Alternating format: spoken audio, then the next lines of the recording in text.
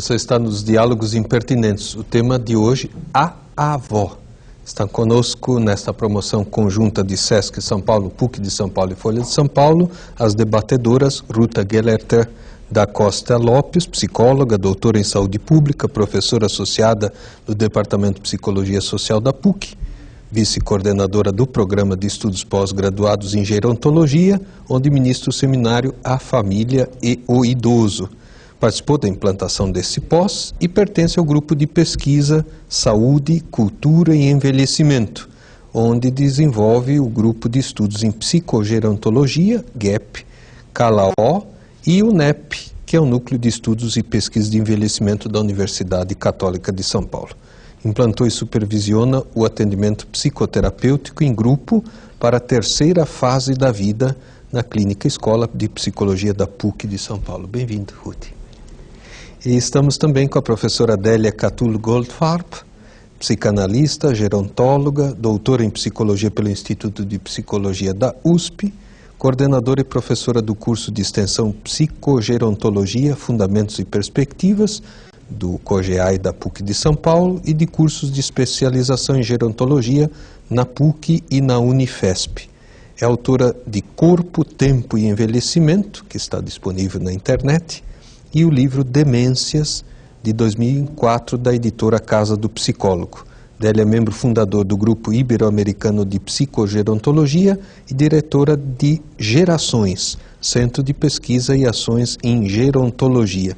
Bem-vinda. Obrigada.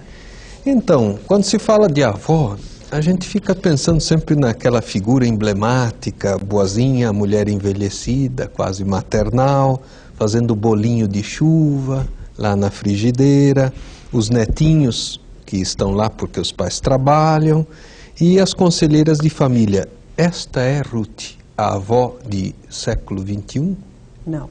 É uma imagem que está presente junto a uma avó que muitas vezes não preenche mais esse modelo, né? Hoje em dia nós vemos avós que desejam participar, ter suas atividades, né? E muitas vezes acabam tendo também papéis intercalados, como o de ter que ajudar a criar os netos, porque os filhos têm ou que trabalhar para sustentar ou se aprimorar para poder, a longo prazo, galgar espaços de trabalho ou até espaços de trabalho concretos, né? Não é fácil. Está conosco também Elizabeth Brasileiro, pelo Sesc, então gostaria que você também perguntasse hoje sobre essas nossas vovozinhas. Essas avós, né? Como a professora Ruth colocou, essas avós, com este olhar que você iniciou o programa, elas já não estão mais por aí, né? São outras as avós. E o Sesc tem um trabalho de muito tempo com idosos e uma observação que todo mundo que trabalha nas unidades do Sesc pode fazer com muita facilidade é que essas avós, porque a maioria é composta de mulheres, né, esse público é quase todo de mulheres, elas têm uma capacidade muito grande de compreender as novas relações sociais, os novos papéis ou as novas formas da família, dessa nova família. Eu não, acredito que não seja sem muito sofrimento, mas elas acabam incorporando essas mudanças e tornam-se até boas companheiras, às vezes, dos netos mais do que dos filhos, né? Porque tem que conviver com novos casamentos, novas noras, novos genros, e netos que dormem com as namoradas em casa. Então, como você acha que pode ter sido, acho que para as duas essa pergunta, que capacidade é essa de fazer este outro olhar? Délia. Olha, eu acho que você está certa quando diz que isso deve ter provocado um certo sofrimento, mas em primeiro lugar eu acho que as mulheres têm uma capacidade de adaptação a novas situações que é muito interessante. Agora, essas mulheres que hoje são avós desses netos, crianças ou adolescentes, están en torno entre 60, 70, 70 y pocos años. Ellas ya vivieron una época de grandes revoluciones, de grandes modificaciones. Entonces, yo acho que ya esa generación de avós ya veio preparada para esas reformas, digamos, del pensamiento, para esa mudanza social. Acho que no as pegou así tan desprevenidas, tan sin saber lo que estaba aconteciendo. Ellas mismas acho que ya fueron protagonistas de procesos que de alguna forma fueron revolucionarios, ¿no?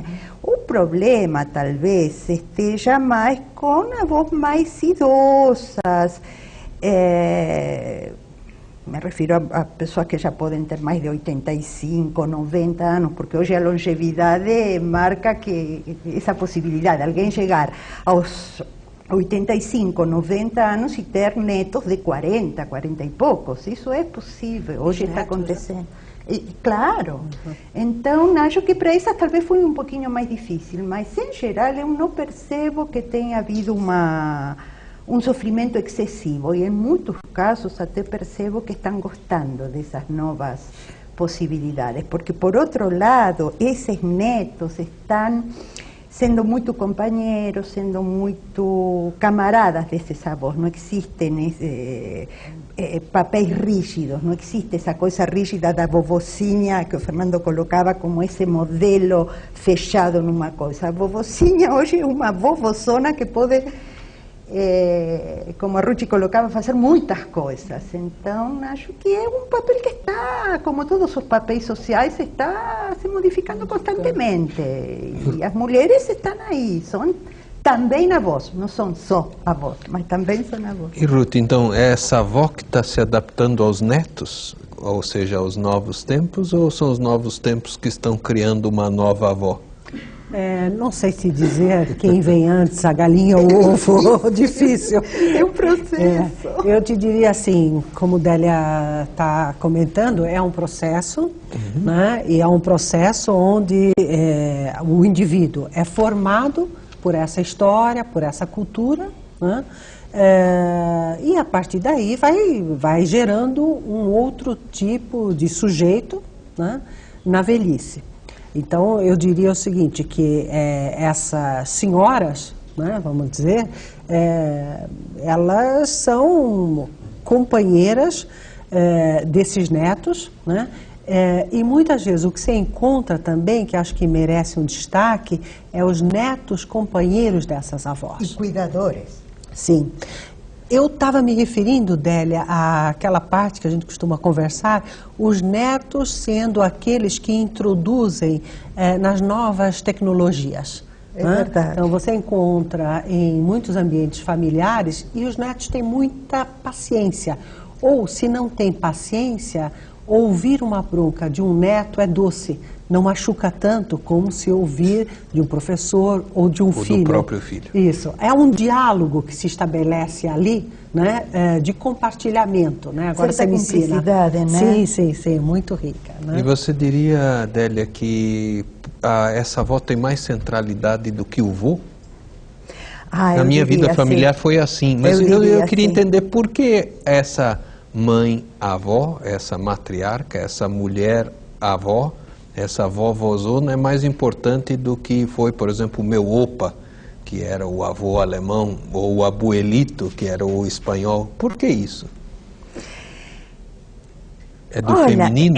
Eu acho que é do feminino, eu acho que a mãe, quando essa mulher é mãe, também está mais em contato. Eu acho que a sociedade está organizada, por enquanto, de uma maneira onde o homem continua, até essa geração de avós, agora já a coisa está mudando um pouco, mas porque temos que pensar sempre em uma questão que é de geração em geração, que vai mudando, e em grupos e classes sociais, onde cada realidade muda totalmente o panorama.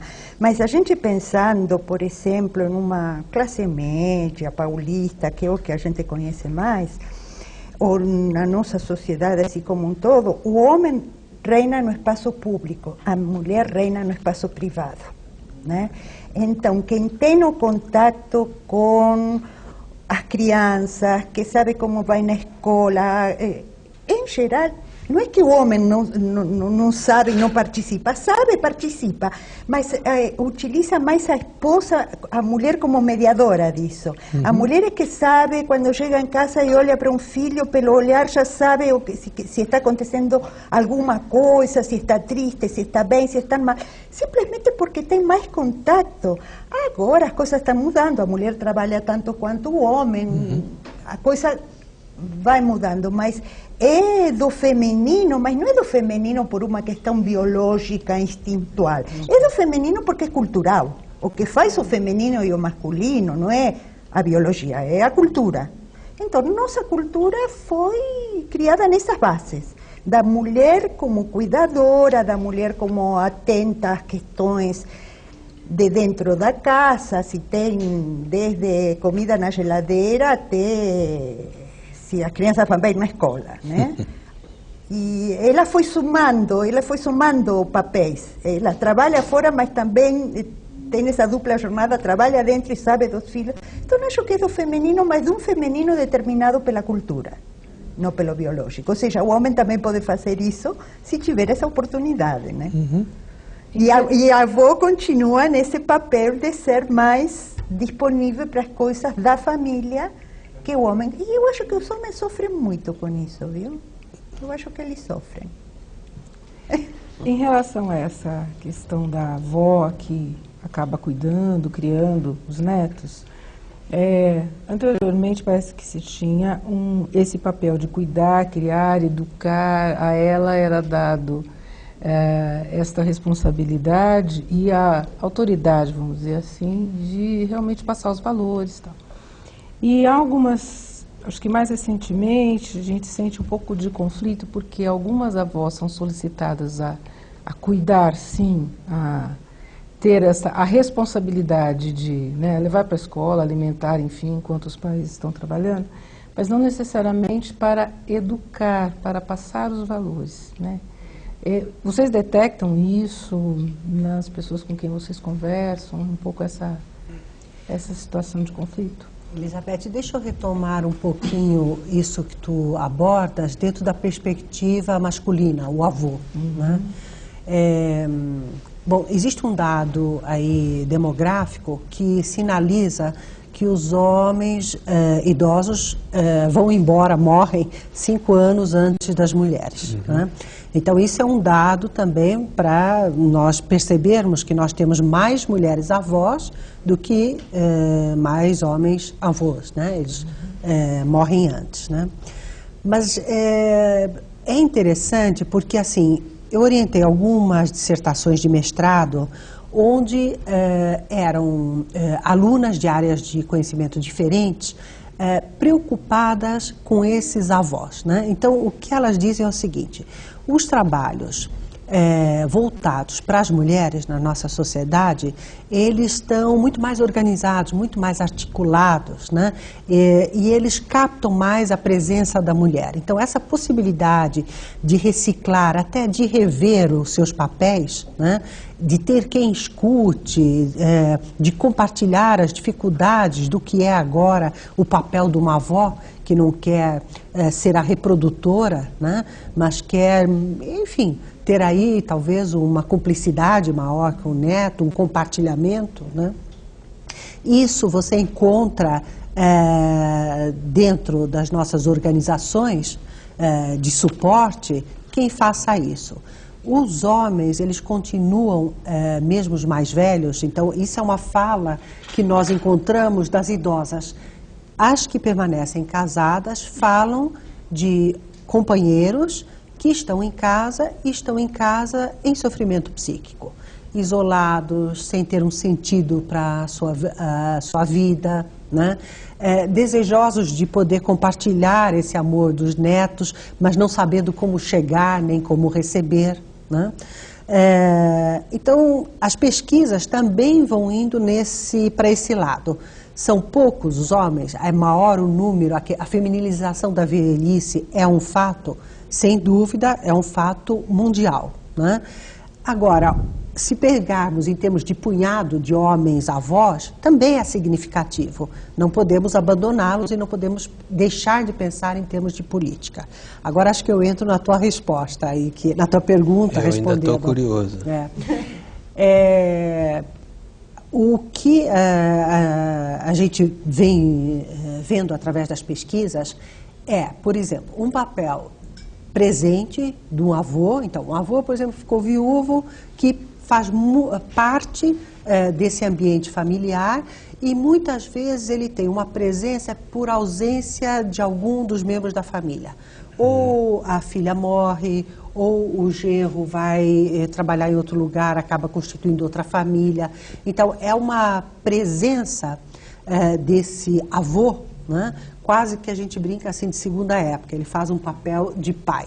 Né? Ele substitui o pai. Ele substitui.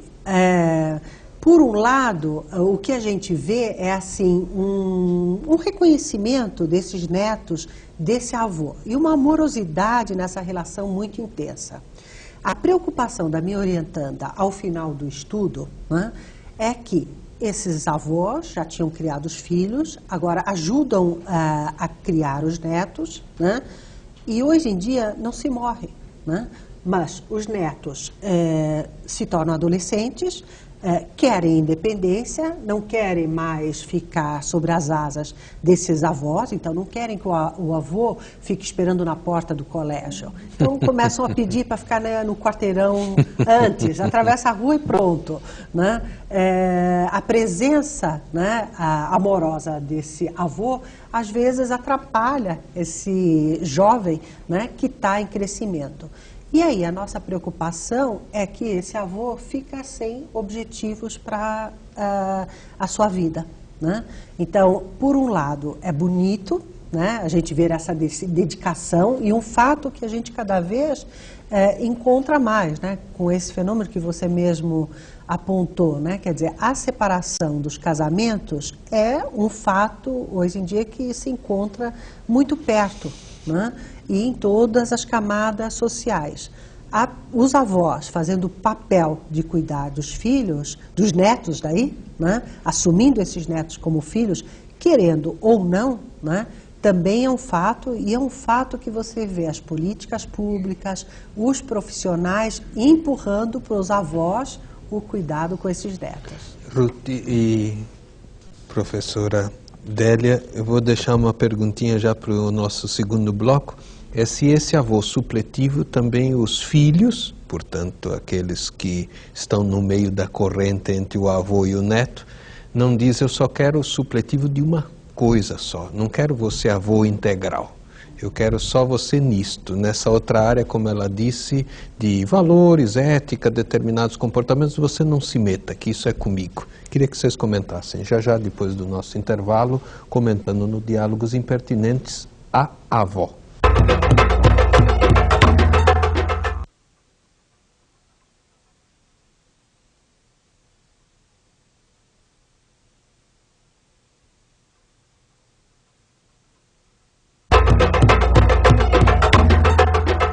Diálogos Impertinentes, falando hoje sobre a avó. Estamos com Ruth Gellerter da Costa Lopes, psicóloga, doutora em saúde pública, e a professora Délia Catulo Goldfarb, psicanalista e gerontóloga, com a presença da Elizabeth Brasileiro, do SESC, professor Fernando Altmaier, da PUC, conversando com vocês. Tínhamos deixado uma pergunta, queria começar com a Délia.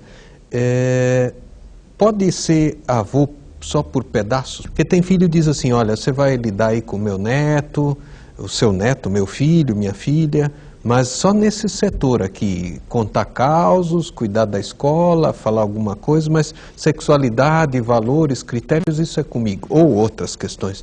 Se pode picar a avosice por pedaços? Olha, digamos que não é o mais conveniente, mas acontece. Não é conveniente, mas é frequente que esse pedido apareça. O problema é o seguinte, você quando tem um avô, um filho e um neto, tem 3 gerações que, embora esses 3 papéis podem ser mais ou menos novos, os vínculos são antigos, pelo menos do pai ou da mãe da criança e do avô da criança, né? Então, se esse vínculo já vem sendo conflitivo, já vem sendo difícil, o mais provável é que essa função de ser avô seja uma função que se veja de alguma maneira afetada pelos conflitos anteriores entre esse pai e essa mãe. Falar para um avô, olha, você faz isso, mas não faz aquilo, é uma espécie de punição, porque é estar reprimindo, cortando possibilidades do vínculo entre esse avô e esse neto. Mesmo. E estão cortando um vínculo que teria que ser aberto, sincero. Conflitivo, naturalmente. Naturalmente, né? Em todo caso, por exemplo, veja só, o exemplo que você dá. Você pode falar de, uma coisa que é bastante frequente. Você pode fazer lição de casa com ele, você pode ir passear, você pode fazer de tudo, mas não fala de religião ou de sexualidade. Isso é comigo. Fica meio complicado. Eu acho que aí, porque você pode evitar que seu pai, sua mãe falem com seu filho de religião ou de sexualidade. Agora, você não pode evitar que o mundo fale. Né? Ou seja, você vai ter que, em todo caso, educar seu filho de maneira que ele possa diferenciar um critério do outro, uma ideia do outro, e algum dia fazer sua própria escolha. Mas você não pode calar o mundo. Nesse sentido, acho que também não pode calar o avô. De qualquer maneira, essa situação existe. Eu acho que é um dos piores conflitos, e cada vez que eu consegui detectar uma situação dessas, eu consigo ver também que existem conflitos anteriores. Porque se não existe conflito anterior de alguma coisa que não deve ser falada, ou algum conflito no sentido do que não deve ser dito... Os interditos. Os interditos, né? Aí sempre tem possibilidade de diálogo. Tipo, oh, mãe, se a senhora quer ensinar meu filho a rezar, tudo bem, mas eu não gosto, mas a senhora vê, não sei, podemos pensar juntos, sabe? Não existe a proibição, não deveria existir a proibição. Existe, e eu acho que não é bom, mas tem muitas coisas na família que não são boas e sabemos que existem, né? Não é o ideal, mas enfim, tem que se lidar com isso. Dentro dessa linha, então um pouquinho mais para frente, vamos pensar. Então essa avó de hoje que, em primeiro lugar, não tem esse estereótipo, que os livros ainda insistem em trazer, né? Ainda existe o coquezinho. O coque, o óculos, o tricô, enfim. Hoje a avó você poderia colocar na academia, na rua, passeando, enfim, fazendo uma série de coisas na internet, que é muito comum. E namorando. Também. Porque há muitas mulheres que a gente conhece vários depoimentos, então assim, olha, né, o primeiro marido... E não sei que se namora muito. Ela ficou e até ficar viúva, porque tinha toda uma história que dizia que tinha que ser assim, até que a condição de viuvez torna-se uma libertação. E ela pode, de repente, encontrar alguém, namorar, enfim. E nem sempre isso é bem aceito na família. É o interdito dos netos agora. Mas às vezes melhor pelos netos do que pelos filhos. Mais os filhos que dos netos. Os filhos usam os netos para criar o interdito. Os netos aceitam melhor.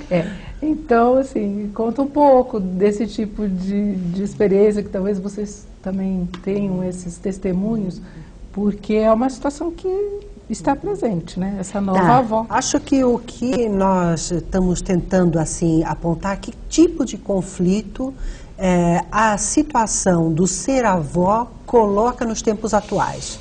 Quer dizer, muita gente já se tornou avó em outro tempo, mas parece que nós estamos falando de alguma coisa específica, que tem outro colorido, tem outra forma, né, que gera outros tipos de angústias, outras ambiguidades. E é isso que nós estamos tentando, acho, com os nossos estudos, com a nossa reflexão aqui. Porque antes ninguém falava disso tampouco. Gerontologia nova também. Isso, claro.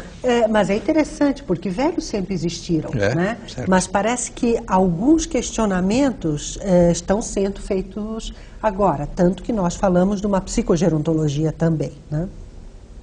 A questão do namorar, né? E aí é interessante porque a gente fala das avós, né? Que agora querem namorar, namoricar, flertar, né? Ficar também, sem maiores responsabilidades. Eu vou te dizer, assim, não é uma coisa simples, né? Não é uma coisa simples para a família, né? Incorporar, né? Essa mãe, né? Que tem desejos, né? E desejos que, enfim, os filhos sempre imaginam que os desejos sejam ficar olhando para os filhos e admirá-los e agora admirar a prole, né? E essas mães como, né? Elas olham para outros lugares, né? Eu lamento muito que esse fato não seja suficientemente conversado, ou que as pessoas que estejam nos vendo pensem, bom, claro, é isso mesmo, desde que não seja com a minha mãezinha, né, pode namorar à vontade e tal. Ou nunca imaginam que isso possa estar acontecendo também com os seus familiares, né? Isso o que acaba criando? Acaba criando uma dificuldade de conversar com os filhos, um distanciamento. Uma vida dupla, uma angústia e mais uma coisa, uma vulnerabilidade. Porque essas avós que têm que esconder essas relações, né? Às vezes essas relações são problemáticas, elas são vítimas, às vezes, de abusos, de maus tratos, enfim. Nem sempre, né? Às vezes são vítimas de bons tratos, de muita recompensa, claro. Que é insuportável compartilhar isso com os familiares.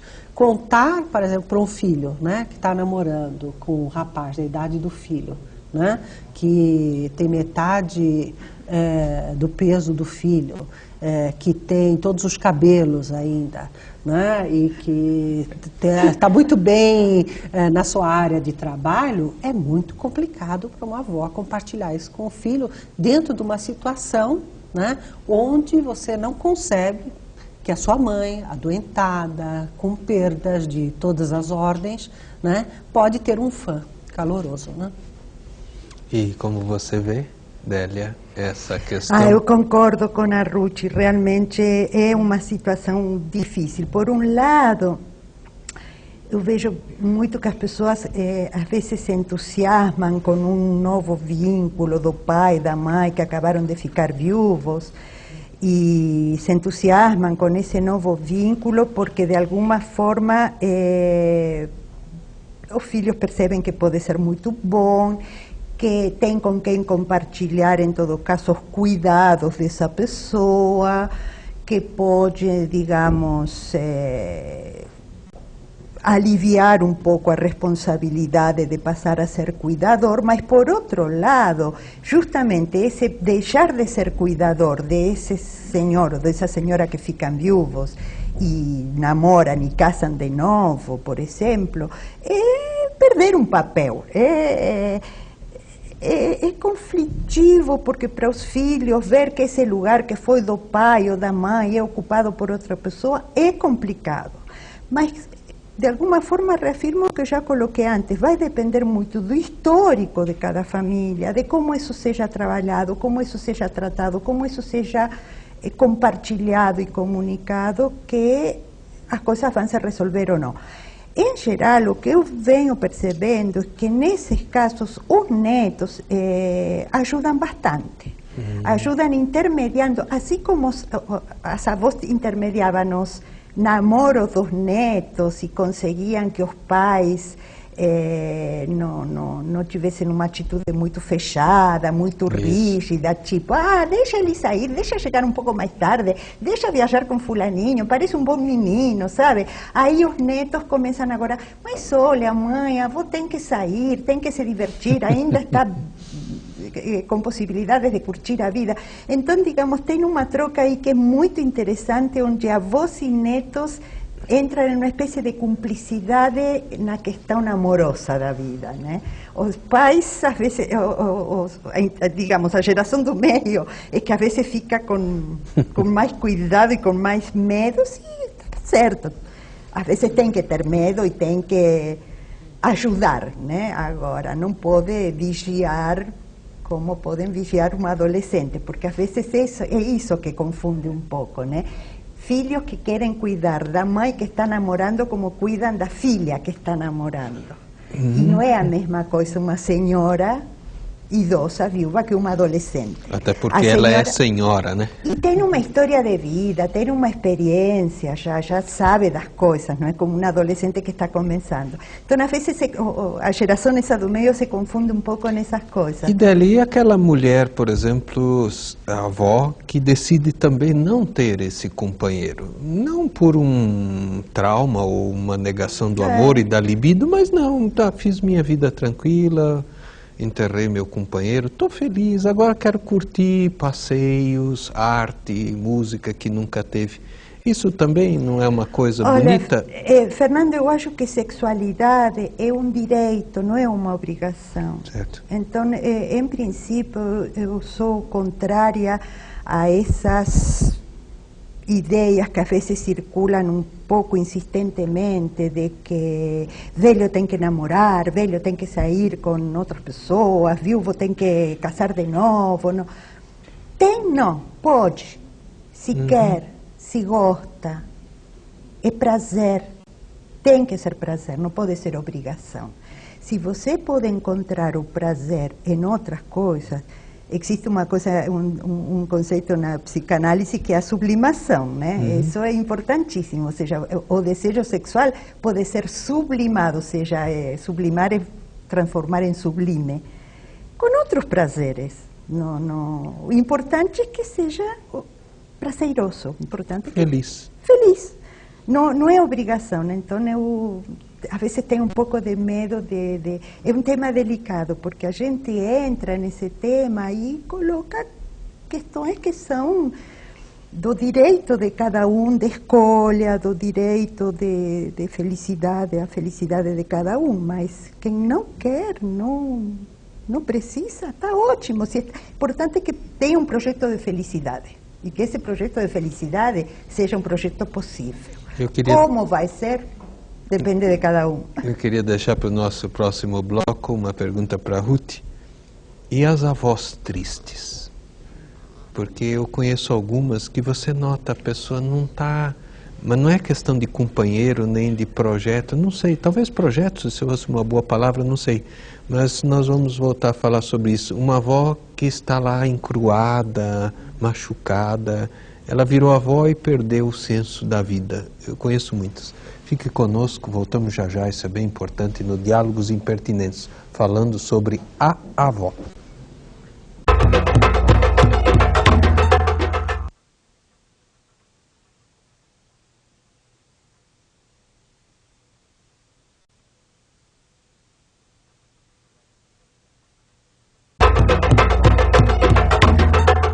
Diálogos Impertinentes, conversando sobre a avó. Nós tínhamos deixado uma pergunta assim, talvez um pouco difícil, mas ela de toda forma existe. E as avós doentes, não doentes do corpo, também pode haver, todos nós estamos doentes, mas da alma, aquela tristeza, uma avó depressiva. Como a gente enfrenta, como ela enfrenta isso? Bom, antes de falar da avó depressiva, eu quero voltar numa citação da Simone de Beauvoir. Eu acho que é válido o que ela dizia até os tempos de hoje. Ela dizia que as mulheres, após a viuvez, conquistavam um espaço que elas tinham tido da última vez na adolescência. Né? Então, isso é uma perspectiva de um resgate de independência, da autonomia, de poder voltar, né, a pensar em si, nos seus desejos, nos seus projetos. Bom, mas isso nós estamos falando de uma pessoa que possa se recompor, se rever, né? E a gente sabe que isso não é fácil em nenhuma idade, né? Então, veja, hoje em dia a gente fala muito da importância dos idosos reverem o seu projeto de vida. Isso que diz até que isso é fundamental para você não morrer. Isso. Isso é bom para a terceira, quarta, quinta idade. Sim. Agora, também não podemos esquecer que tem pessoas que estruturam a sua vida, né, num projeto amargo. Né? E isso em qualquer etapa da vida. Então, não dá para imaginar que na velhice elas de repente se tornarão, por exemplo... Só por ser avós. Só por ser avós. Doces. Doces, ou o modelo do Bertolt Brecht, a velha dama indigna, né? Senhoras que contestam, né? Às vezes nós vamos encontrar, né, mais próximas do padrão do Dürrenmatt, né? A visita da velha senhora, a senhora que volta, né, para se vingar da sua cidade, de tudo que ela acha que a sociedade lhe fez. E ela estrutura um projeto em cima da vingança, em cima da tristeza. Eu te diria o seguinte, quer dizer, acho que a cultura tem que começar muito antes a trabalhar com essas pessoas. Trabalhar também o nosso futuro é começar muito antes. Né? Quer dizer, o que eu pretendo fazer depois que meus filhos saírem de casa, ou o que eu pretendo estudar. Já devo pensar isso já? Sim, sim. Eu acho que nós costumamos dizer que até desde criança você tem que começar, ao alfabetizar, já colocar essa noção, né? Que há várias possibilidades em vários momentos da vida de rever o projeto, de reconstruir. Há vários tipos de envelhecimento, né? Acho que isso é a grande riqueza. E não podemos negar que algumas velhices serão muito difíceis mesmo, serão muito sofridas. E não há por que estranhar também, porque se nós formos ver os valores da nossa cultura e o que eles apregoam, né, que é a questão da vitalidade, da energia, da beleza, né, do corpo musculoso, o avançar na idade é você ter mudanças, né? Se você não tem onde, vamos dizer, estacionar essas mudanças, né? Você não tem grupos onde você possa se sentir bela, vamos dizer, com cabelos brancos, com a barriguinha, com essa nova situação, com óculos, né? Vai ficar muito complicado de você rever qualquer coisa que seja na tua vida. Ainda nesse tema da questão da avó e de repente depressiva, às vezes também é uma situação que é possível de ser verificada. Enquanto as avós estão ou cuidando ou dando atenção aos netos em condições, né, nem que seja, mesmo que não seja cotidianamente, mas tem essa relação, mesmo que seja de fim de semana, parece que as coisas vão bem. E às vezes quando uma avó, um avô começam a apresentar algum sinal de depressão, tem uma dificuldade também de lidar com isso, porque vai precisar da intervenção desse filho, dessa família, né? E às vezes é uma intervenção que tem que ser mais séria, que tem que estar mais próxima, e é longo. Às vezes esta relação vai ter que ser retrabalhada e esse cuidado vai ter que ser estabelecido de uma forma longa. Então, eu queria sentir um pouquinho também. Isso é uma situação difícil dos filhos lidarem, porque às vezes também não conhecem, não conseguem detectar se aquilo lá é só é rabugice ou é uma tristeza, uma dificuldade de lidar, né? E como é que vocês pensam isso, assim, da família aprender? Como é que não se aprende, não tem fórmula, mas como ficar atento? Não se aprende, né? Isso não se aprende, digamos, não tem fórmula, é melhor. Se aprende, não tem fórmula, mas se aprende. Se aprende na prática, a duras penas, mas de uma maneira ou de outra você acaba operando com essa realidade, porque é o que aparece e é o que, com o qual você tem que lidar.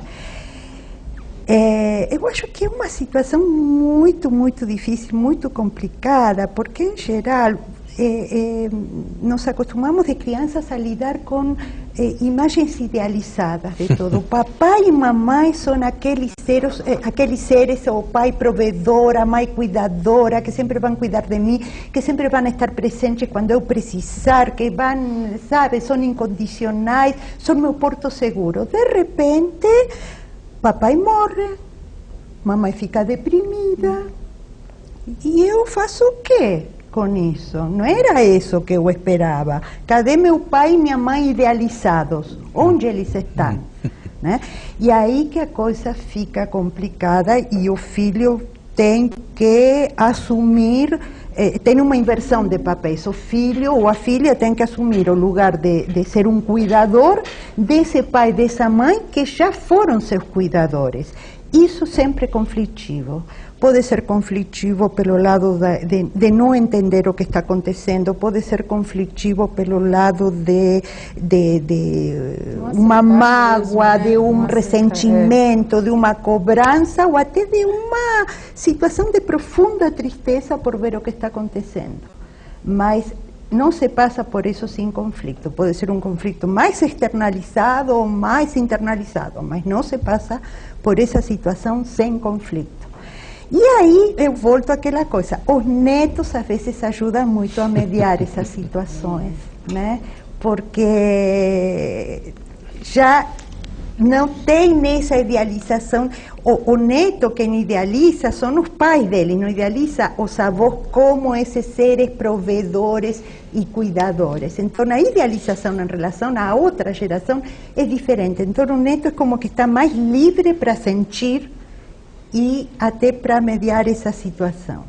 Agora, são situações altamente conflitivas, mas hoje em dia existem várias formas de enfrentar isso, existem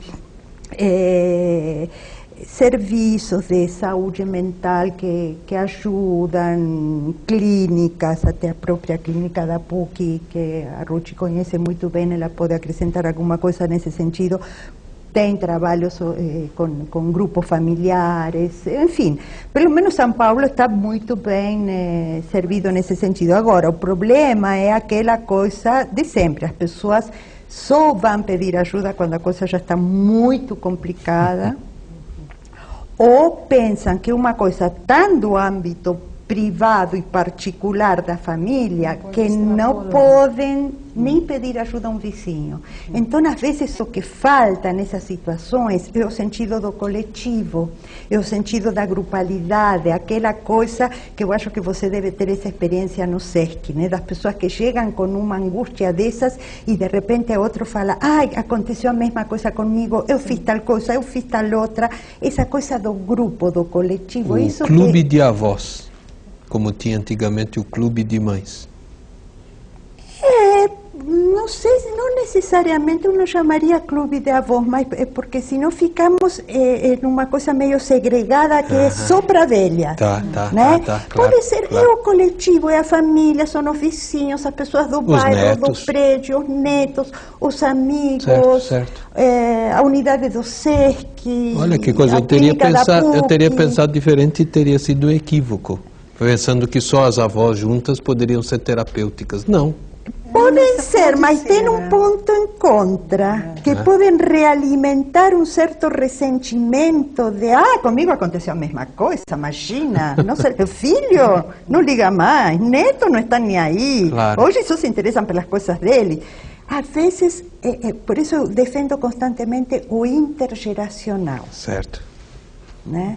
Para não fechar, para não marginalizar, para não espaço de alimentar a amargura em vez de abrir para outras possibilidades. Em vez de abrir para outras possibilidades, exatamente. O intergeracional. Fala, Ruth, você já tem experiência da clínica, mas essa questão, eu aqui estou impactado, porque eu pensaria de outra forma, quer dizer, apontaria, e eu acho que isso é muito importante. Eu queria trazer outro dado demográfico, que ele aponta para uma perspectiva que nós vamos ter a curto prazo, que são pessoas que envelhecem e que não tiveram filhos.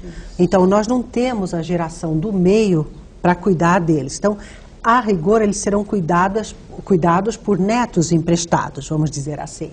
Ou profissionais mais jovens, claro. Né? Ou vizinhos, ou sobrinhos, enfim. Pela sociedade. Né? Pela sociedade, né? Pelo coletivo, Então, o que a gente tenta empoderar é esse coletivo. Né?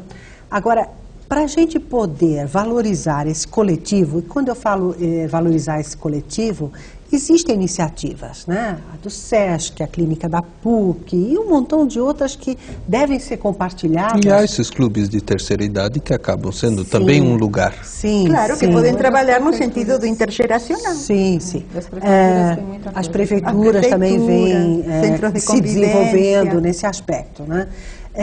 Agora, uma das coisas que a gente vê é o seguinte, então, por exemplo, para esses que precisam, que não têm a geração do meio, nós precisamos incentivar como é que é esse diálogo entre gerações, né?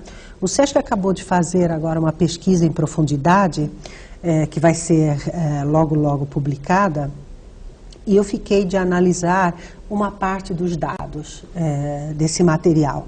E uma das coisas que me chama a atenção é assim, os jovens e os adultos jovens, né, eles já falam de uma perspectiva de envelhecimento mais aberta. Eles vão poder fazer coisas. Então, isso é um bom sinal, né? Quer dizer, aquela ideia de velhice como um terror, doença, sem perspectivas, parece que a geração que vem aí já vem com outras perspectivas. Isso é um bom sinal se nós estivermos pensando nessas idosas que você falava, que não veem projetos, que não veem perspectivas, que se afundam e afundam tudo que está à sua volta também, né? Porque a tristeza, a depressão, realmente fazem previdência privada, começa muito mais cedo, né?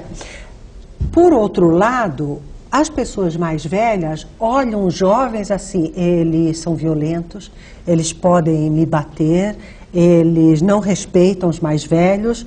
Bom, não é verdade isso necessariamente. Se nós não trabalharmos nessas representações que a sociedade tem, que os mais velhos têm, né, nós não vamos criar possibilidades desses mais jovens cuidarem desse segmento mais velho. Ou né? teremos velhos completamente reacionários, nazistas, querendo bloquear qualquer inovação. Muito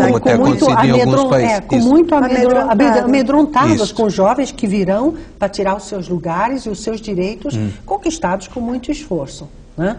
Então, essa acho que é uma questão que a gente também tem que pensar como poderíamos entrar, e acho que a mídia tem ajudado muito. E sabe qual mídia? Esse é um dado também pesquisado. A propaganda.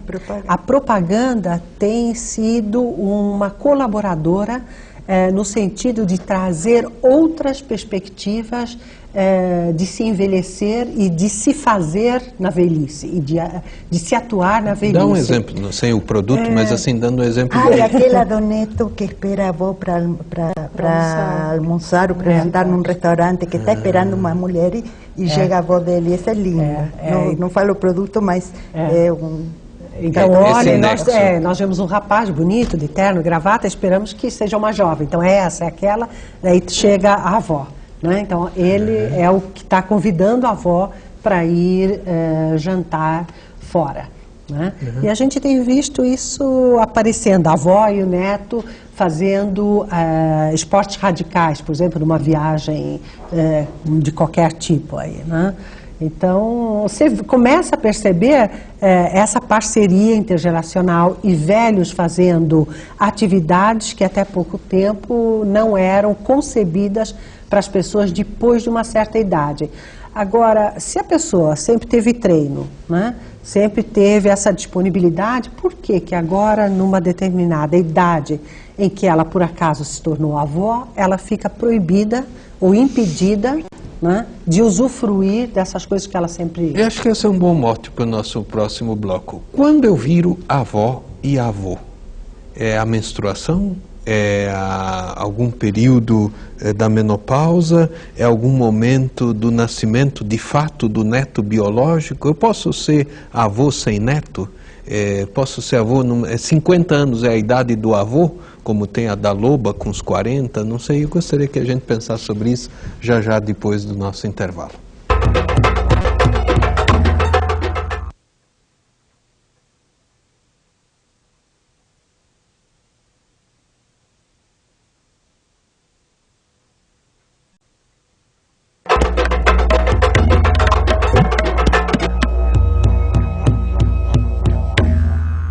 Você teve a avó que merece? A avó que eu mereço? Tive. Bem legal, ajudava bastante na minha infância. Sim, tive. E foi inclusive minha segunda mãe, me ajudou a criar, né? A avó é uma segunda mãe, né? Carinhosa e compreensiva, né? É alguém que está sempre presente. A avó boa é aquela avó que é avó e mãe no mesmo tempo, né? Que cuida da gente como se fosse um filho. Você que não teve vó, qual que é a visão de avó que você tem? É uma segunda mãe, né? que apoia, que ajuda, que dá carinho, que mima. Toda minha avó eu mereço, né, cara? Por quê? Porque eu gosto da minha avó é igual à minha mãe. A avó tem que paparicar o neto. Acho que ela tem que ser assim, ela paparicando o neto, ela vai ser boa.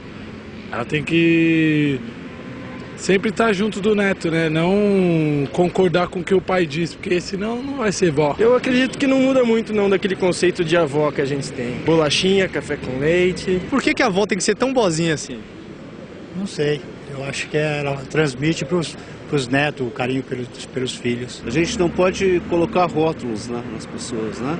Cada um tem um estilo, cada um tem uma maneira de fazer as coisas. É o que se espera mesmo de uma avó. Eu acho que esse estereótipo é cultural. E acho que é no mundo inteiro assim. É o que se espera sempre, por ser uma figura maternal, é uma segunda mãe. Você é avó? Sou, de 5 netos. E agora você, dia 24 do mês que vem, você é bisavó. Eu sou muito carinhosa, eu sou muito família. Então, sou muito família. Vivo para minha família. Estou viúva há 10 anos, mas é só minha família, mas ninguém mora sozinha. A avó, ela pensa o seguinte: são meus últimos anos, né, o meu neto, e vai dar mais atenção para ela do que os próprios filhos. Qual que é a diferença entre a mãe e a avó? Bom, a avó ela é mais, digamos assim, a mãe ela é mais rígida, né? De acordo com a educação, tudo. A avó não, a avó já é um pouco mais relaxada, deixa os netos fazer tudo o que querem, né? Rapaz, eu tive o carinho das duas, pra mim foi igual as duas, né? Mas a avó eu acho que teve mais afeto por mim do que a própria mãe mesmo, né? Quem pega mais leve é minha avó, minha mãe me dá o cacete quase todo dia. Você espera ser qual tipo de vó? Vó? Eu espero ser uma avó chique. Uma avó bacana que contribua, ajuda os netinhos, seja bem moderna. Bem docinha, uma avó que mime bastante os netos. Uma avó igual toda avó mesmo, toda mimosinha. Que vó você espera ser? Não sei. Não faço ideia. Acho que é a melhor do mundo, né? Uma pessoa companheira, carinhosa, caridosa, uma pessoa amiga. Uma avó. Diálogos impertinentes falando sobre a avó. Estamos com Ruth Gelerter da Costa Lopes e a professora Adélia Catulo Goldfarb. Nós vimos as pessoas falando nas ruas de São Paulo sobre a avó. Vó chique, vó melhor do mundo.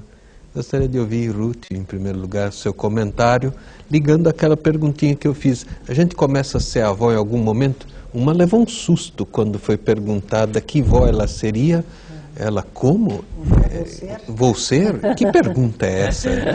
Podia perguntar qualquer coisa sobre filho, sobre o planeta, sobre aquecimento, mas sobre ela ser avó, foi interessante aquilo que comentávamos antes. O que você acha dessa reação? Eu acho que eu vou fazer um comentário antes e talvez Délia responda essa parte, né? O que é ser avó, né? Se é uma questão biológica, de idade... Cronológica, que eu não acho que é, né? O que me chama a atenção é, assim, ainda uma expectativa, né?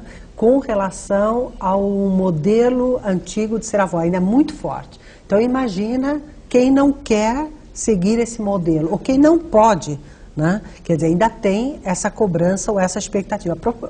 Provavelmente, a própria pessoa envelhecendo, a mulher, também vai ter, bom, será que agora não deveria começar a fazer bolinhos? Tal? A vovó Donalda. Mas se eu nunca fiz, como é que eu agora, né? Então vamos fazer cursos para as avós se comportarem dentro daquela expectativa, né? É um pouco complicado. Mas uma coisa que me chamou a atenção, e acho que eu já estava querendo falar anteriormente, é, por exemplo, aquela senhora que diz que ela é muito família, né, e que ela se dedica completamente aos netos, né? É uma imagem bonita também, né? E é uma imagem de uma continuidade, né? Eu acho que essa continuidade nem sempre ela pode ser satisfatória como se idealiza, né? Enfim, nós temos um modelo de família muito forte, centrado no modelo nuclear. Então, pai, mãe, filhos, né? O modelo de felicidade está calcado aí. Esse é um modelo que perpassa, inclusive, todas as idades. Bom, você acaba de criar os teus filhos. Estatisticamente, o teu marido morre, porque geralmente os homens morrem antes das mulheres, né? E eu já ouvi mulheres idosas dizendo: eu não escolhi ficar sem família. Agora, se você pensar que, na melhor das hipóteses, os filhos saem e vão construir as suas vidas, né? Como fica para uma senhora mais velha que diz: eu não tive essa perspectiva, eu não quero, eu nego, né? Acho que é a mesma coisa que você está grávida, está para dar à luz, você fala: não brinco mais, não quero mais ter esse filho, né? Eu acho que também essa situação dessas mulheres que chegam nessa idade e dizem: não, eu quis construir uma família e viver em família. Bom, mas agora há uma mudança, há uma adaptação. Como é que se faz para favorecer essa adaptação? Ah, como se faz? Sobrou para você agora. Sobrou para mim como se faz. Não, retomando o que a Ruth já estava colocando, eu também fiquei impressionada com os depoimentos, não? Como respondem a um modelo. E de várias gerações. E de várias gerações. Fora aquela menina falou chique, eu achei bárbaro, porque ela conseguiu colocar uma coisa diferente, ela conseguiu colocar um padrão diferente. Nem amorosa, nem mimosa, nem boa cozinheira, nem... Não, chique. O que quer dizer isso para ela, não sei, mas, enfim, colocou uma coisa diferente e eu acho que foi o único que saiu, né, da norma. Em geral, se espera do avô proteção, se espera cumplicidade, né? E, por outro lado, eu acho que se espera mesmo. Né? Ou seja, existe meio que na nossa cultura uma função para os avós que é essa de mediar, de proteger, de cuidar. Ancestralidade, memórias, causos. Contar histórias, preservar a história da família, transmitir essa história. Eu acho que se espera isso mesmo. Só que os estilos de se fazer isso podem ser diferentes. Certo. Né? Ser uma avó chique, ou, como falava a Ruth, uma avó ativa, engajada numa série de atividades, uma trabalhadora, uma mulher que trabalha, apesar de ter netos, né? Porque a gente coloca como se ser avó fosse uma espécie de corte na vida. Aposentadoria. Não, é uma continuidade da vida, é mais uma fase da vida. Você pode ter netos e não precisa deixar de ser o que era para ser avó. Ou seja, como você não deixou de ser o que era para se tornar mãe, se deixou uma escolha, mas, digamos, não precisa deixar de ser o que era para se tornar mãe. Pode, não deve. Pode, não está obrigado, não é tão rígida a coisa. Você pode se tornar avó e continuar sendo o que sempre foi. E ter mais um papel na vida, não ter que abrir mão dos outros, né? Então eu acho que se espera isso, eu acho que os avós querem fazer isso, todos querem ser avós legais, carinhosos, amorosos, estar em contato com seus netos, ajudar porque os amam, o amor leva ao cuidado, o amor leva a querer estar com os outros, leva essa coisa de juntar a família, fazer uma comida, embora seja pelo telefone, pedir uma pizza, mas reunir a família.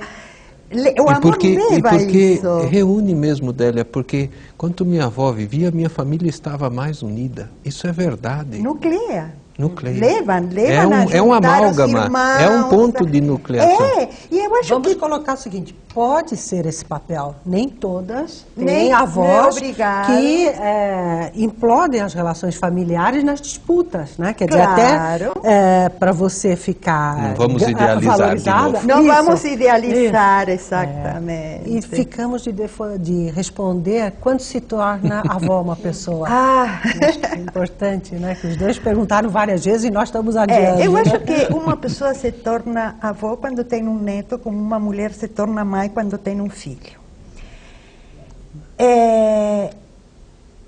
Só que as condições, digamos, afetivas para isso podem estar presentes muito antes. E essa função de maternagem, que a função não é o ser mãe. Ser mãe é ter um filho, que pode ser adotado, que pode ser biológico, que pode ser emprestado, sei lá. Pode ser de muitas formas esse filho, né? Mas ser mãe, você é mãe quando tem um filho, é avó quando tem um neto. Agora, a possibilidade da maternagem como função maternal, né, está a mãe presente duas vezes antes e pode estar presente em outros lugares da vida que não seja com um filho. Você pode ter avosice sem neto? Você pode ter avosice sem neto biológico. Sim. Você pode... o importante para você ter essa avosidade é o que a gente chama de abrir um espaço interno para esse neto. Tem mulheres que têm netos biológicos, eu conheço muitas, que não querem nem saber que esse neto existe. Elas não têm um espaço aberto. Essa vida... São avós porque o filho ou a filha, às vezes, esses casos especialmente de filhos ou filhas que pulam a cerca e têm um filho fora do casamento, muitas avós não aceitam. Então não querem nem saber que esse neto existe. São avós, mas não têm essa avosidade. Você percebe a diferença? E o contrário de uma avó que ultrapasse até o neto? Que seriam essas que têm netos e assumem netos filhos de outros? Ou que podem exercer uma função no coletivo, sim, que é uma função de avosidade. Por exemplo, ajudando a cuidar outras crianças, fazendo um trabalho voluntário, tendo um espaço na casa para crianças, para jovens, entrando em contato com outras gerações, tendo essa, como a gente chama maternagem para o materno, chama avosidade para que é do avô, né? Avós coletivas. Existem pesquisas, por exemplo, em países da Europa, com esse fenômeno dos filhos saírem para trabalhar em outros países. Então os netos nascem, por exemplo, os avós são de Portugal, os netos nascem na Alemanha, na França, às vezes nem falam mais a língua portuguesa. E eles organizaram lá alguns projetos que eu entrei em contato, que são assim, por exemplo, o avô da rua, né? Então é o avô que uma vez por semana faz bolinho e recebe as crianças e tal. No outro bairro, por exemplo, é o avô que recebe as crianças até os pais chegarem do trabalho. No outro é o avô que senta para fazer a lição em casa. O avô social. Tal. Isso. Né? Então, as políticas podem pensar nessa função que Délia explicou, né, da avosidade, e explorá-la no sentido coletivo, né? Quer dizer, você não precisa ter a consanguinidade, mas para isso nós precisamos começar a nos abrir até em termos de noção de família.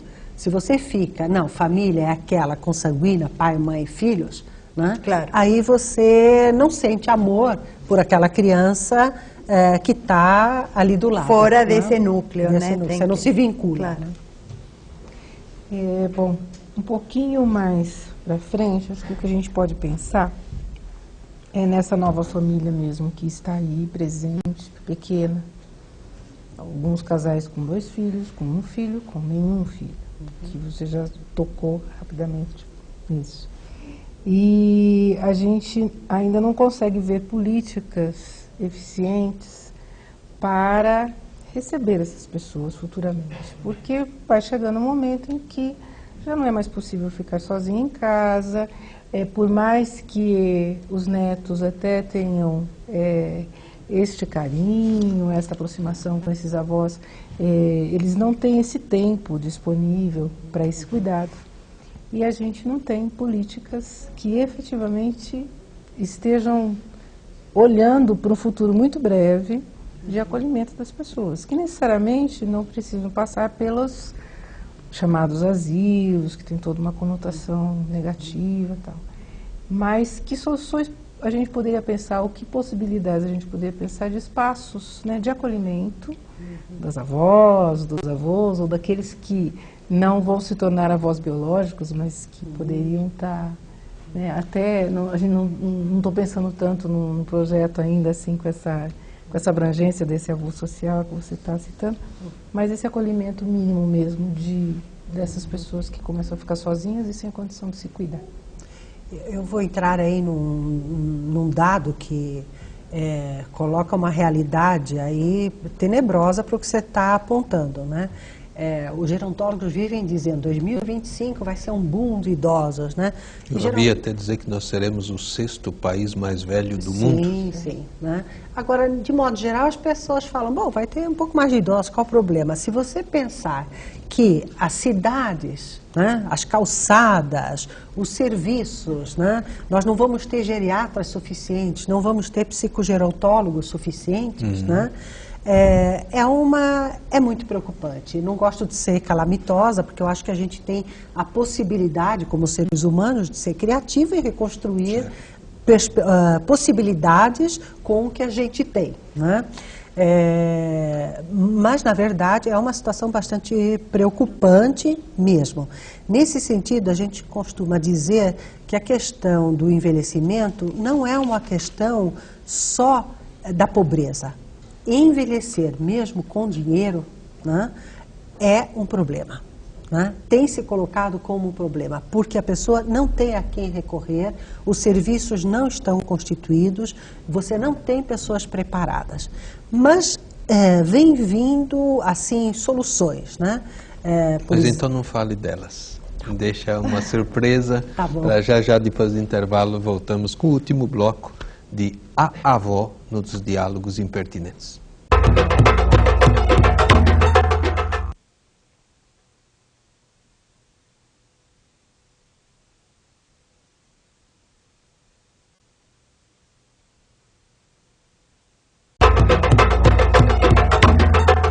Diálogos Impertinentes falando sobre a avó, com Ruth Gelerter da Costa Lopes, psicóloga, doutora em saúde pública, associada do Departamento de Psicologia Social da PUC, e a psicanalista e gerontóloga Délia Catulo Goldfarb. Nós tínhamos deixado aí pendurado uma questão que você vinha falando no bloco anterior, das situações que estão mudando e das novidades. Esse era o mote. Quais são, de fato, as novidades das avós para as avós, das avosices? É até simpático, que é paradoxal, né? A avó poderia lembrar velhice, mas a avó pode lembrar também partos, novidades. Então, quais são as novidades que a avó do 3º milênio vai trazer para este mundo tão fragmentado? Eu não sei se são as avós que vão trazer. O tema da avosidade, acho que vai trazer um outro compromisso da sociedade com relação às pessoas mais velhas. Vai ter que ser assim. Não deixar com elas também messianicamente uma solução. Eu me lembrei de 2 situações que nós temos trabalhado, porque no programa de pós em gerontologia, o que a gente tenta fazer é não falar de um modelo de envelhecimento ou de uma única solução, né? Mas, assim como nós temos várias velhices, né, também temos que ter várias soluções para essas, ou diferentes soluções para essas também diferentes velhices, né? Então devíamos pluralizar as avós. Isso, as avosidades, né? Um que eu me lembrei é um artigo que estou escrevendo junto com a professora Suzana Medeiros, a partir de um depoimento que nos foi dado de um casal de idosos no bairro de Higienópolis, né? Completamente abandonados, enfim, vivendo numa situação de lixeira, de subnutrição, e o problema não era a falta de dinheiro, era realmente... Eu ia dizer, porque é um bairro mais nobre em São Paulo. Agora, o interessante foi que os vizinhos, né, tomaram a seu cuidado esse casal de idosos. Né? Especialmente a vizinha do lado. Não tinha filhos. Né? Não tinham filhos. Não tinham os filhos. Tem algum parente distante sobrinho que eles tinham rompido e que também não queria contato. Né? Então essas mocinhas que sempre viram bom dia, boa tarde, né? Elas que eram senhoras, mães de família, acabaram, vamos dizer, adotando esses idosos. Agora foi muito bonita a cumplicidade do zelador, dos vizinhos, até poderem colocar esse pequeno apartamento na condição de higiene e de como é que fala? Organização. De organização, das pessoas poderem convivência, né? Não, e esse caso não é aquele que depois a mulher que acaba falecendo e o senhor fica nessa função de avô dos netos dos vizinhos que tinha ajudado, um avô que ele irá te adotar. Que não tinha avô, então... porque nesse inteirinho o pai dessas moças que adotaram esse casal vem a falecer. Então esse senhor diz, agora eu tenho que devolver esse afeto. Então eu passo a ser o avô dessa família. Essas experiências sexy. Ele vai final de semana comer, ele pega as crianças na escola, ele vai para a praia, vai para a praia com elas. Está sempre junto, é o avô da família que passou a ser incluído. Agora, precisa ter aí uma multigenerosidade, tanto desse senhor que não tinha, veja bem, um trato de convivência social. Era ele e a mulher, não tinham filhos. Ficavam fechados dentro de casa, não entravam em contato com ninguém. Alguém tem que entrar aí e abrir. E nesse ponto, a gente pode sair desse pessimismo de que não se muda na velhice. Bom, quem disse? Pau que nasce torto não morre torto. Quem disse? Né? E outra solução que a gente já vem vendo que funciona muito são os centros-dia. Né? Então, famílias que trabalham, mas querem estar com seus idosos, então vão trabalhar, deixam um idoso nesse centro-dia, às vezes ele ali toma banho, porque banho numa pessoa mais velha... Mas já existe um certo grau de dependência. Isso, né? Às vezes é muito perigoso escorregar num banheiro, o maior índice de acidentes são nos pisos dos banheiros, não tem muito, às vezes, outro jeito, né? Fazem fisioterapia lá, né? Tem atividades estimulantes, às vezes passeios. Vida social. Vida social, convivência, profissionais de áreas multidisciplinares para atender e à noite ou tem uma condução que os leva para a casa dos filhos ou os filhos passam depois do trabalho e recolhem e levam esses velhos já para casa. Né? Isso é uma coisa que está começando em algumas prefeituras, mas muito incipiente ainda. Uma das e coisas... lembro... desculpa, Fernanda. Não, diga. Não, lembrei, sabe que, Ruth, da experiência das repúblicas de Santos. Sim, isso foi muito interessante. E é um trabalho também que está lá no programa, uma das primeiras pessoas do programa lá que defendeu, acho que fez um trabalho sobre as repúblicas de Santos.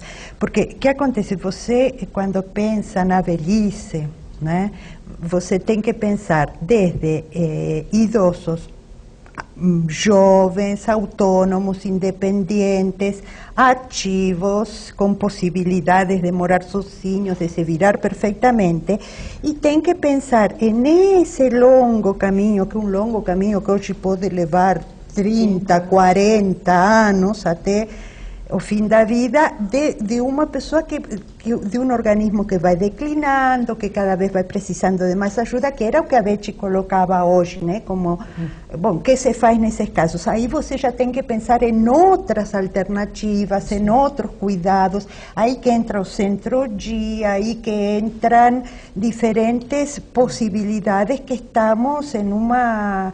Realmente estamos correndo contra o tempo, e isto sí que é correr contra o tempo mesmo, porque o envelhecimento populacional está aí, não temos as políticas públicas ainda que den conta disso, nem públicas nem privadas, não temos políticas, não temos praticamente suporte para essas coisas, temos que inventar tudo.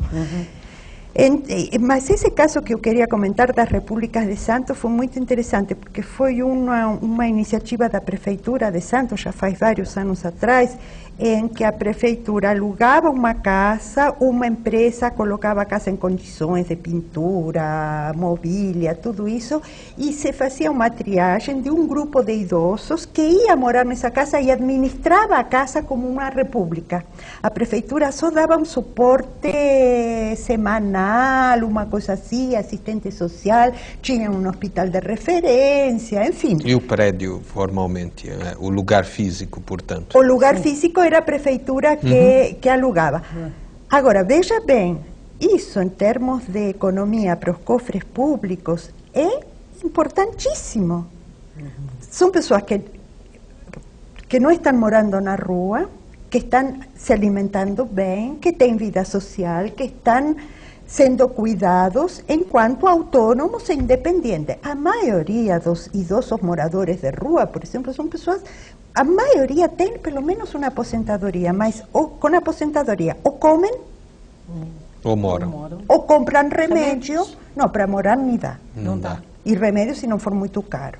Certo. Essa é a realidade que temos, né? Então estão aparecendo, e justamente lá no programa da PUC tem muita gente apresentando dissertações muito interessantes com propostas desse tipo. Falta só uma vontade política, talvez, de nossos governantes de ir e pegar esses projetos que estão aí, já muitos deles prontinhos para serem aplicados, e levar em frente. Pensei isso que ia comentar antes de um amigo que está fazendo trabalho com um grupo de terceira idade que colecionou histórias de vida para serem contadas às crianças. E ele selecionou 20 e tantos contos infantis, mas contados por idosos. Ou seja, eles recolocam a sua vida, experiências divertidas, traumáticas, gostosas, que as crianças podem ver o avô contando. Isso também podia ser um outro caminho. Isso, por exemplo, é uma atividade perfeita para desenvolver em um centro de convivência, que a prefeitura tem muitos centros de convivência para idosos. É uma atividade perfeita no sentido do intergeracional que eu falava hoje. Mas veja, eu insisto sempre na questão da grupalidade e do coletivo, já que para 2025 nosso país vai ser um país muito envelhecido. Eu sempre digo, com a Ruth sempre decimos que trabalhamos em benefício próprio, porque estamos preparando lógico, estamos preparando nossa velhice aí já... Coletivamente. Eu, pelo menos, estou preparando coletivamente, a Ruth também, não todo mundo... Não dar essa obrigação para os filhos. Né? É. Criar outras possibilidades. E chamar os filhos também a compartilhar com a gente essas propostas e eles também a se prepararem para o futuro nosso e deles. Eles têm que ser incorporados desde agora. Podemos já fazer uma reunião de família e perguntar a cada um dos filhos e netos como você vai ser avô. Agora, veja, eu acho que o mais importante debate da questão do coletivo é que os idosos, os avós, os idosos em geral, com netos, sem netos, não importa, quem está envelhecendo, adquire a consciência que tem que se organizar. Não podemos ficar esperando que alguém que está lá no governo, seja do Estado, seja do país, seja da cidade, de onde for, numa secretaria, pense o que eu, como ovelha, estou querendo, ou vou querer, ou estou precisando. Os velhos têm que se organizar. Existe um Conselho Municipal do Idoso, existe um Conselho Estadual do Idoso. Existe um espaço no SESC.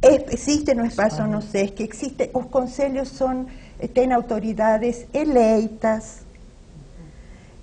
Acho que cada 2 anos, não sei, mas tem eleições, se apresentam os candidatos, fazem as campanhas, tem o Estatuto do Idoso que poucas pessoas conhecem, poucos idosos conhecem. Isso é uma coisa muito importante, um direito conquistado com muita luta e com muita mobilização. Então não podemos pensar na questão do idoso, de chegar a velhos, então agora vou esperar que alguém venha me ajudar. Não, vamos chegar a velhos. Enquanto tenhamos independência e autonomia, vamos lutar não só por nossos direitos, vamos lutar pelos direitos de cidadania de todas as gerações.